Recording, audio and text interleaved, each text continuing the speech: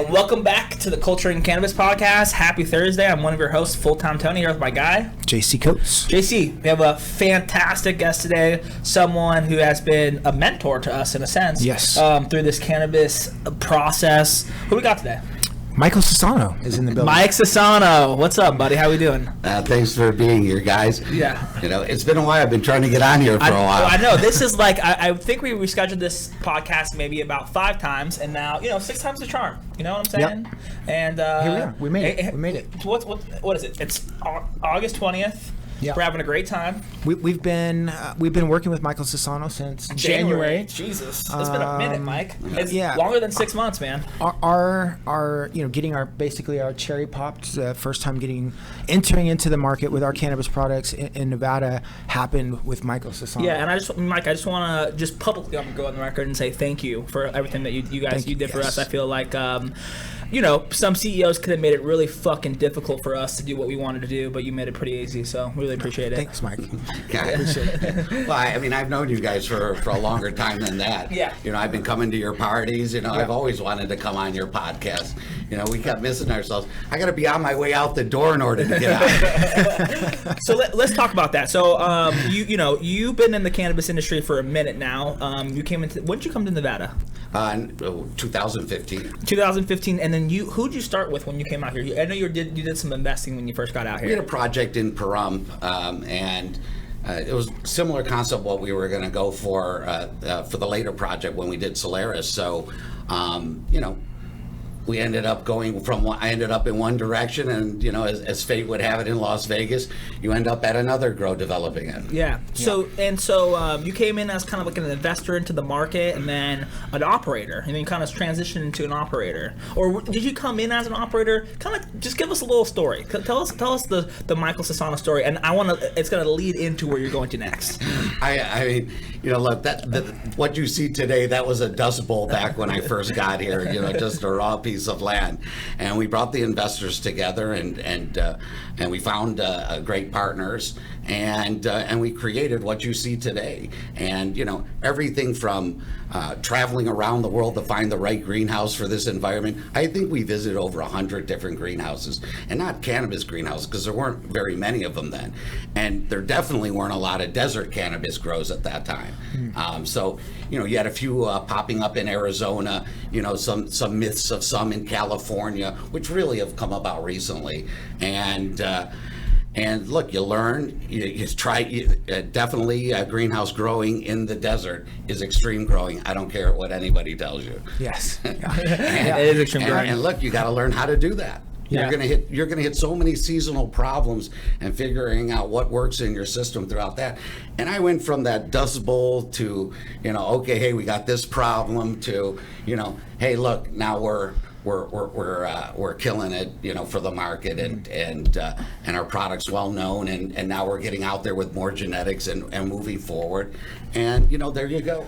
That's 5 years almost. That's crazy. It's crazy to me because Sassano is one of these guys that kind of pulls from all kinds of different directions and makes you into this one very dangerous tool, right? And so you kind of touched on it. You're able to, it sounds like you found the plot of land. You're able to build the facility where you're able to, even before that, put the investors together, and then after all that, you're there running the place, the day to day, right? So where do all those skills come from, and how are you able to put it all together? Like you're doing it right now? Well, I think when you take the money, you have no choice. You have to perform, and you have to perform for everyone. It's no longer like you performing for yourself. You're performing for them, their families, and everybody who works there, and their families, whoever they're supporting. So it really becomes more than that, and you have no choice but to learn it. It's sink or swim, and you got to swim really fast. And your knowledge has to develop just as fast, and you have to be just as fast to see the problems that are occurring in real time, because the environment's not forgiving, and it changes rapidly here. You may not notice it because you're sitting out in air conditioning, but even simply like what we're dealing with now, the humidity has gone from 6% and has gone up to 12, 22, 26%. Now that's a serious move inside a greenhouse, and you have to start making adjustments. So, look. Where's the humidity at? Yeah. I'm gonna pull a Tony question.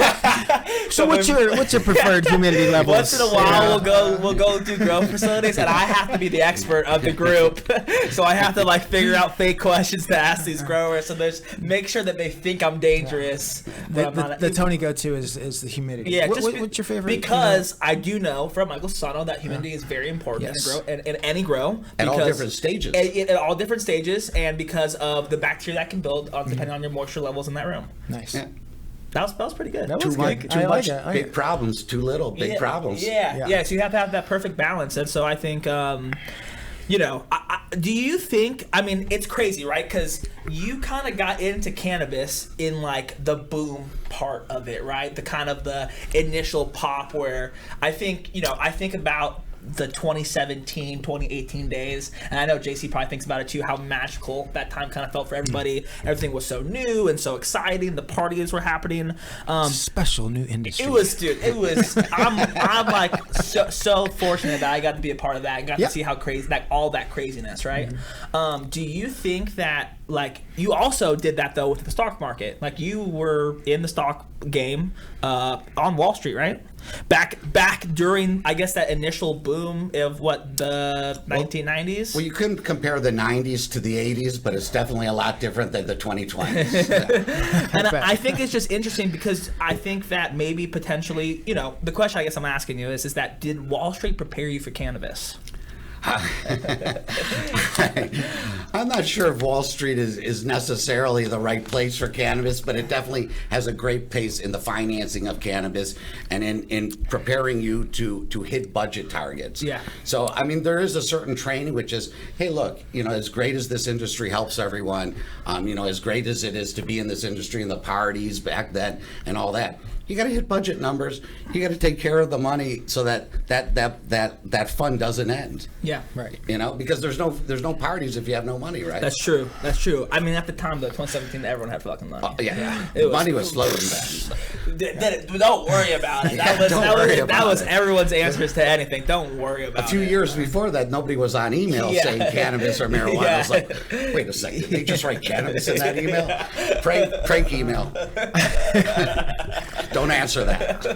And it's crazy now because we have the name cannabis in our company, right? And I mean, we just said fuck it, full send. I made all my new companies 420 something, like 420 702, just to be here in this city. Of course.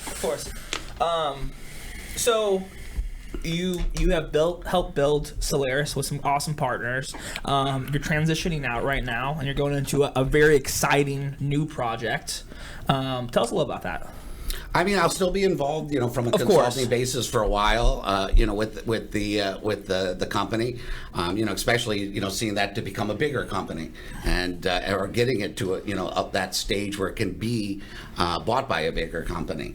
But on the, for the last few years, and I'm an investor, so, I can have other projects, and I was developing my pharmaceuticals out of Europe, which is bringing the West Coast know-how of growing and extraction and bringing that over to Europe. Now, in Europe, you can look at it like, this is just like a starting state, maybe like New York many years ago.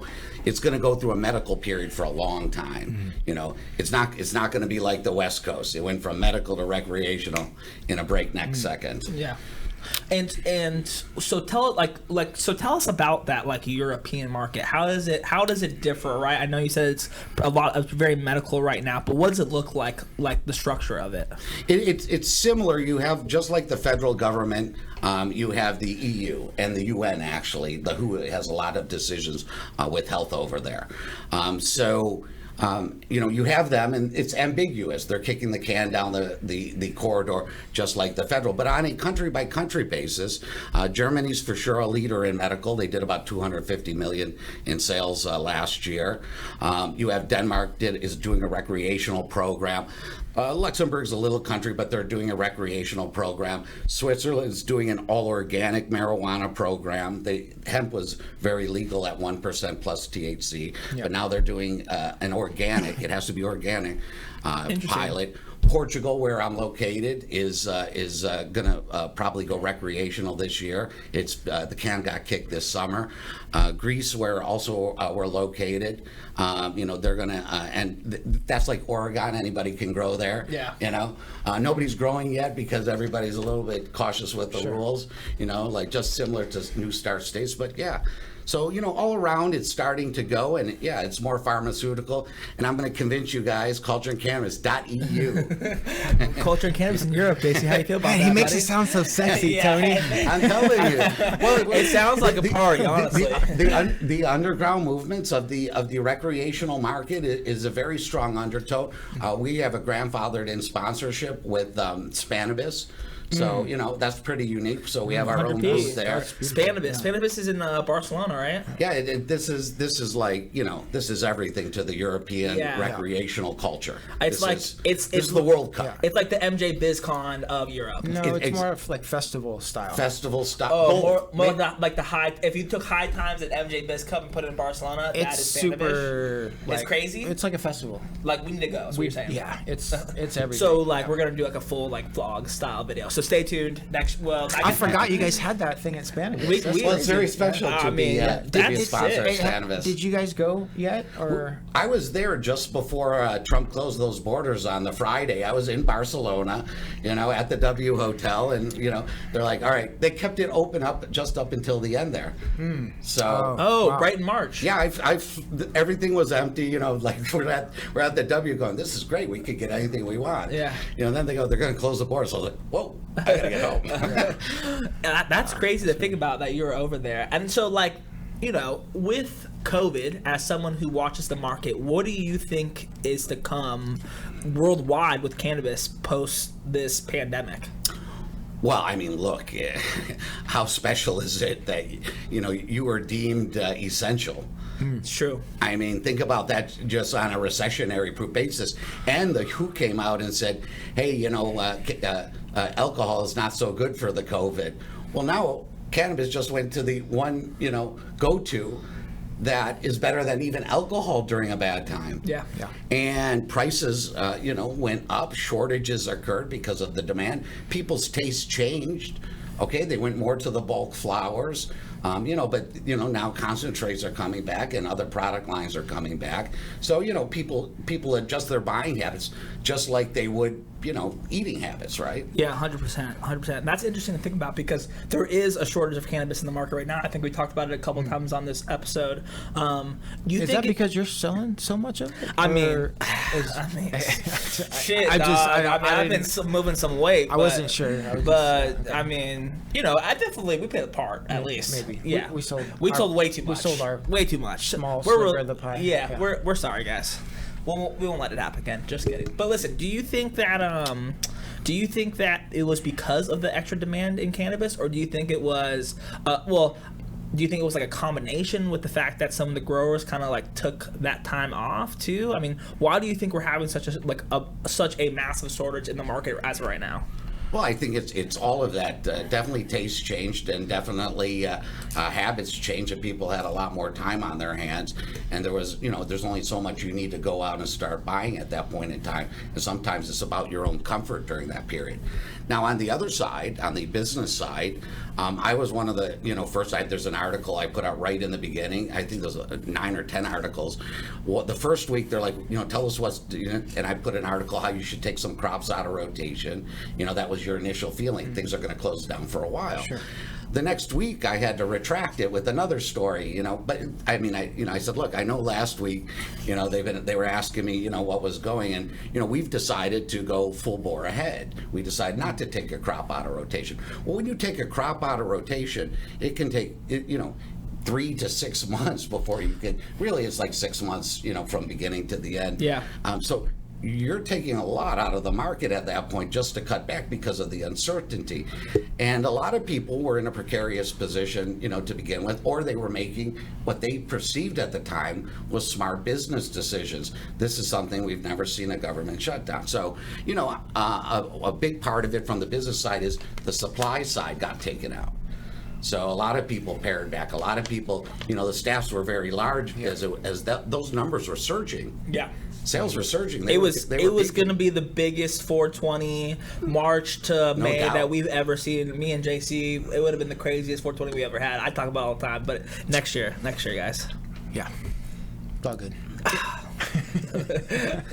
You would have did it in Reno with us, Mike. We were gonna have Mike Jones up in Reno and just throw a massive banger, and we're gonna sell a ton of weed. We're gonna sell a ton of weed with I'm you. waiting to go to Reno with you guys. Well, you're always more than welcome to come with us. You probably should wait until we throw a fucking party up there though, so you could do some really fun shit. That's exactly right. Yeah, wait for this COVID stuff to clear up because the Reno bar scene there is fantastic, and it's just unfortunate none of the bars are open right now. And I was kind of upset when we went there last time because everything was closed.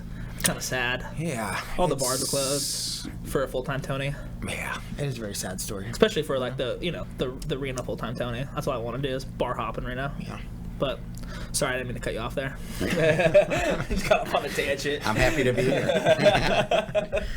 What the fuck were we talking about? I mean, cannabis and like where it's headed. Let's yeah. Mike, where's the market going, bro? Yeah. Like what's gonna happen 5, 10, 15 years down the road? Wow, that far? Well, let's just talk about 5. How about the next few years? Okay, yeah, so let's talk about it. It looks like this, right? You have the United States as the reigning heavyweight, with Curaleaf taking over top position as #1 market cap. That just happened this week. Okay, 12 billion market, probably is 13 billion, maybe larger right now. It was 12 billion last year. The Canadian market, 3 billion, right? 2.5.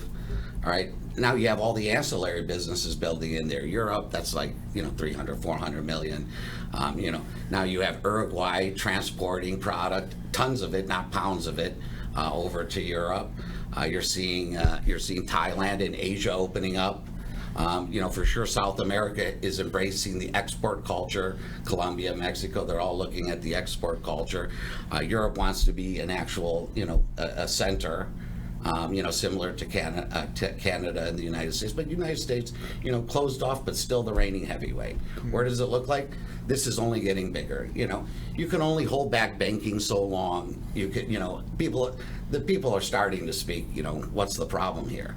Yeah. And they're starting to look under the veil and saying, look, hey, Big Pharma, what's going on? Why are you delaying the possibilities? But nobody wants to lose their pain kill lines. They don't want to lose their revenue lines to a bunch of people that didn't have to go through all the steps they did to approve that drug. So it'll continue to be held back until the consumer demand pops and the consumers say, look, we're tired of this. What year do you think it's going to go federally legal in America? Oh, I mean, every year we dream about that one, yeah. Right? Yeah, this is the year. This is our year. I mean, you think Donald Trump would do it? The good thing you're saying is it's not a question of if, it's a question of when. Yeah. And that you can't put the genie back in the bottle. But if I was to guess, yeah.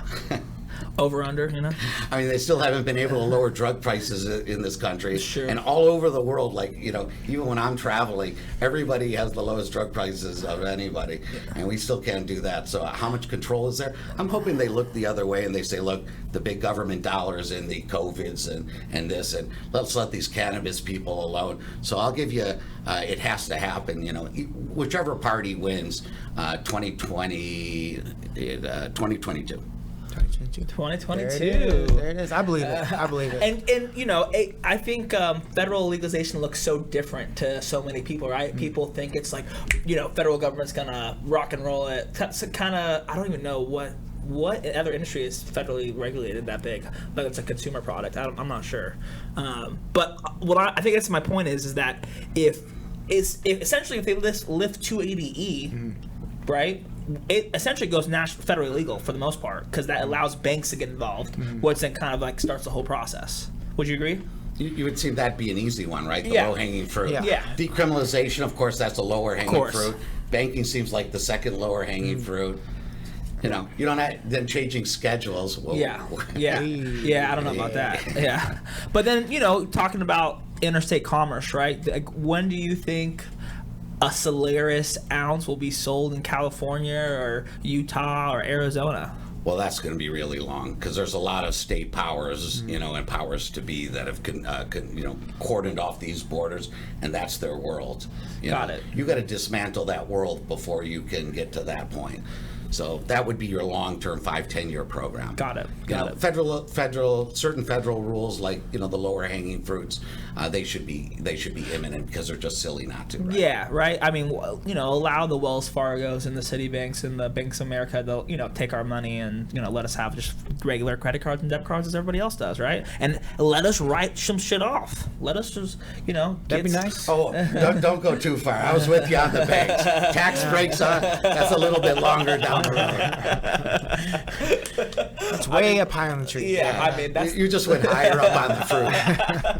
I mean that's where I'm trying to get to. You know what I'm saying? That's the issue, right? Because a lot of these cannabis companies are getting crushed by the fact that they can't write shit off. I mean, cash flow is an issue in the marijuana business. Tell us a little bit about that. Well, I mean, the black market's, beating the pants off the legal market 4 to 5 to 1. Of course. I mean, they don't have to comply with regulations, laboratories, taxation on multiple levels, but the growing demographic isn't going to necessarily support the black market also, even though, look, we have a right to complain about it. It exists. And we do have very small profit margins due to regulations, but that's also there to protect the consumer for the 5 to 10-year program that you're talking about. So eventually, as things become more competitive and more people can enter and federal legalities happen, your general hope is that it can reach to a mass population and mass distribution companies, can bring it out, and then that makes the power in the grow, right? As opposed to power in, let's say, the dispensary levels, because it becomes a national, project. Yeah. And it means getting it out to consumers at reasonable prices and lower prices so that that taxation and that regulation gets absorbed in the quality of the demographics that it attracts. Yeah. Yeah, no, I feel that. Do you? I do. You feel that? Was that too much? Yeah, no, I was just listening to all of those. I was like, damn. He's dropping some bombs. Yeah, he's dropping some bombs. That's going to be a great clip. It's going to be some good clips, man. So, I mean, all of us, we've been to hell and back, right? Working in the cannabis industry. I mean, say that again. You got to love it, right? To be doing it. Crazy. I'm breaking my back over here, JC. I mean, it's back-breaking work. It's the most back-breaking work. I mean, for you, is it anything more than that, or do you just love it? Why cannabis? Why do you continue on the path of this crazy industry? I just don't know how to do anything else.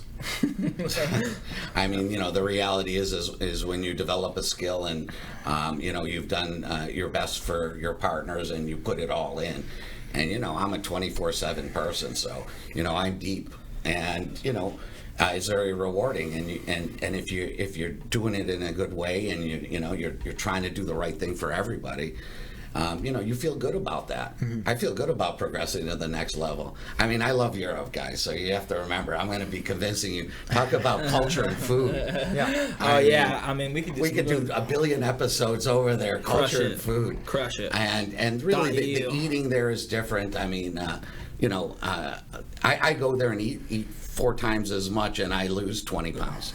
That's because the food's actual food out there. It's definitely organic without even needing to say it. Yeah, which is the best part. Yeah. JC's actually never been out of the country. I've never been out of the country. Right. I'm just a small town. That's an average guy from Oklahoma, just out here trying to sell some weed. It's very reasonable. That's all JC is. Just give this guy an IPA and some eggs, and he'll be all right. Yeah, man. I'm sure there's a service you could just type in. Why don't you just set somebody up on it? Give me a passport. Yeah. To get you one. Well, I can feel it coming. Yeah, Listen, you're making it sound pretty sexy. If we get you and Chuck out there, then he has no choice. Of course. Yeah, he'll be like, all right, I guess I'm going to Europe. If it was just me or just Chuck, he'd be like, but if it's both of us, JC's always in. It's like it's funny how that works. Yeah, I mean, we roll deep. Gang. We roll gang. Nothing else about it, Mike.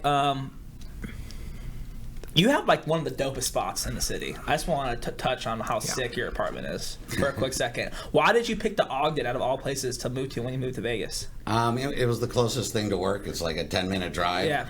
And we needed something where we can throw parties, for the people. And the parties grew from a point to where, it was like 20, 30, 40 of us. And then suddenly, we're taking over this deck and that deck. And then suddenly we're getting cut off at 10:30, 3 times in a row. Of course. So, we outgrew that venue. So, it happens. It happens. But I got kicked out of your house one time, and it wasn't by you, right? It was by security. It was it's time to go. Security. I remember. There's like 100 people there. Was that does the Ogden have its own security? Yeah. It's a pretty styled, building, but they definitely said they were nice about it. They were very nice about it. We outgrew it. It happens. I know. I've been to a lot of great parties over there, though. I've had some really good times. Thanks for throwing some bangers. Yeah. And you're not. I mean, you're just going to be traveling back and forth. You're not going to live in Europe. No, I have obligations to my partners. I will definitely be here. My girl's a doctor here, so she can't just pick up and leave her patients. Look, I've always liked the back and forth. I just got really deep here and couldn't leave for a while, so I kind of let that place go. But I'm gonna go back and forth. Starting in September will be my first travel out of here, and I haven't taken a holiday since Jesus. It's been a minute. Been a minute. Nice. February. So are you going to implement kind of like the same program that you guys created out here with the greenhouse and? It's going to be a little different because Portugal's going to go straight extraction. Okay. So that's going to be the first built because there are enough grows, in South America that can distribute there, and also in Europe where that's a quicker start, and it's let's say it's a more scientific start that appeals to the pharma industry, standards there, and the grow will come. Because in order to really conform to the grow standards that they have there, because their rules are so new, you have to build like flower 1 times 2.